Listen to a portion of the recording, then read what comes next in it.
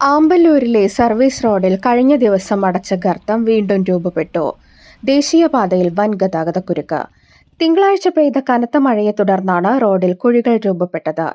ഇതോടെ മേഖലയിൽ ഗതാഗതക്കുരുക്കും രൂക്ഷമായിരുന്നു.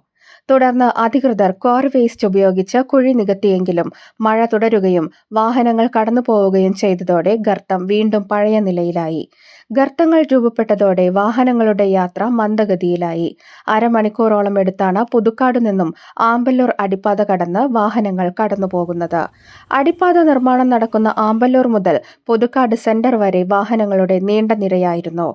ഗതാഗത തടസ്സം കാരണം ആംബുലൻസുകൾക്കും യാത്രക്കാർക്കും വലിയ ബുദ്ധിമുട്ട് നേരിട്ടു.